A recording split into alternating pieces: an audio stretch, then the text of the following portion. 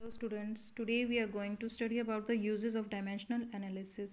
Students जो हमारी previous class थी उसमें हमने डायमेंशनल फार्मूला के बारे में पढ़ा था और एक टेबल दिया था मैंने आपको जिसको आपने राइट करना था और उसको लर्न भी करना था। होप आप सब ने उसको कर लिया होगा नोट। तो आज हम पढ़ेंगे जो डायमेंशनल एनालिसिस है उसके यूजेस क्या क्या होते हैं। फर्स्ट यूज़ है to convert a physical quantity from one system of unit to another. इसका क्या मतलब है स्टूडेंट्स, क्या करना है हमने फिजिकल क्वांटिटी जो है उसको हमने वन सिस्टम ऑफ यूनिट से one another system of unit में कन्वर्ट कर सकते हैं। स्टूडेंट्स हमने सिस्टम ऑफ यूनिट्स पढ़े थे, उसमें क्या था एसआई यूनिट था, CGS, MKS and FPS units. तो हम क्या कर सकते हैं एक सिस्टम ऑफ यूनिट से जो फिजिकल क्वांटिटी है उसको दूसरे सिस्टम ऑफ यूनिट्स में कन्वर्ट कर सकते हैं। Clear students. सेकंड आ गया to check the correctness of a physical quantity. जो फिजिकल क्वांटिटी हमें दे रखी है उसकी हम करेक्टनेस को भी चेक कर सकते हैं डायमेंशनल एनालिसिस की हेल्प से। Third is to obtain the relationship among the various physical quantities involved. Students हमें जो रिलेशन दे रखा है तो उसमें जो फिजिकल क्वांटिटीज़ हैं टू और मोर देन टू उसमें हो सकते हैं, तो उनके बीच में जो रिलेशनशिप है उसको हम फाइंड कर सकते हैं। Clear students. Fourth is to find the dimensions of the constant involve in the physical relation. जो फिजिकल रिलेशन हमें दे रखा है उसमें जो कांस्टेंट होगा उसके हम डायमेंशंस भी फाइंड कर सकते हैं with the help of dimensional analysis. Clear students. Conversion of system of units into another, ये नेक्स्ट टॉपिक आ गया आपका कि हमने क्या करना है वन सिस्टम ऑफ यूनिट्स को अनदर सिस्टम ऑफ यूनिट में कैसे कन्वर्ट कर सकते हैं। क्लियर। तो इसको हम पढ़ते हैं पहले।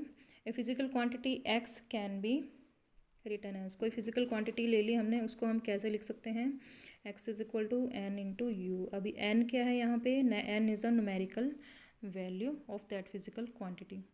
Clear. And u is unit, उसकी यूनिट आ गई आपकी u और n जो है उसकी न्यूमेरिकल वैल्यू है। Clear. Let m1 l1 t1 be the fundamental units of a physical quantity x in one system. कोई एक सिस्टम में हमने ले लिया, सिस्टम ऑफ यूनिट में मान लो कोई ऐसा यूनिट में उसमें हमने उसमें उसकी डायमेंशंस ले ली fundamental m1 l1 t1। Clear. और उसकी जो न्यूमेरिकल वैल्यू है वो हमने ले ली n1 के equal. Let n1 be the numerical value of the system having dimensions उसकी हमने ले ली a b and c। Clear. तो इसको हम कैसे लिख सकते हैं, ये जो हमने फिजिकल क्वांटिटी x ले रखी है in first system of unit में x is equal to n1 first numerical value आ गई m1 power a l1 b t1 c, इसका आ गया ये डायमेंशनल फार्मूला। क्लियर। जिसको हमने नंबर 1 मान लिया। अब हमने सेकंड सिस्टम ऑफ यूनिट ले लिया, मान लो जैसे हमने SI में लिया जो फर्स्ट सिस्टम था और सेकंड हमने कोई ले लिया मान लो CGS में हमने इसको कन्वर्ट करना है, तो हमने क्या ले लिया x1 is equal to n2 जो सेकंड न्यूमेरिकल वैल्यू आ गई m2a l2b t2c, इसको हमने नंबर 2 ले लिया। Clear. Now from number 1 and number 2 दोनों इक्वेशंस क्या होंगी, सेम होंगी। ये हमने पढ़ा है प्रिंसिपल ऑफ होमोजेनिटी में। क्लियर।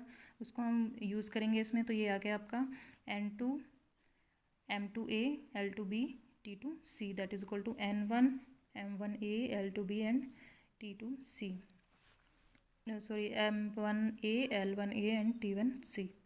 क्लियर।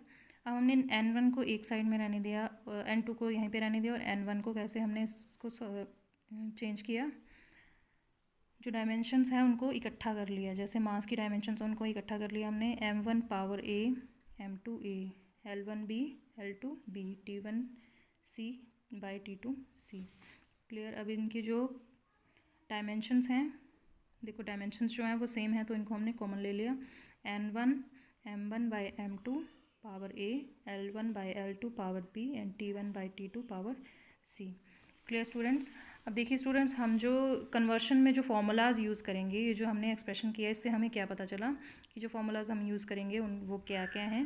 पहला तो हम लेते हैं n1 u1 is equal to n2 u2। Clear students. Second आ गया n1 जो फर्स्ट का डायमेंशनल फार्मूला है वो that is equal to n2 जो सेकंड सिस्टम में जो डायमेंशनल फार्मूला है वो। क्लियर। और थर्ड जो हमने ये पढ़ा ये, इसको हम यूज़ कर सकते हैं। Clear students. ये आ गया process the conversion of one system of units into another. Clear students, next topic है आपका to check the correctness of a given physical quantity, that means checking the dimensional consistency of equation. कैसे इसको check कर सकते हैं कि कोई जो हमें फिजिकल इक्वेशन दे रखी है वो करेक्ट है या नहीं है। तो उसके लिए क्या करेंगे, if the dimensions of the various terms of the both sides of equation are same then a physical equation is dimensionally correct.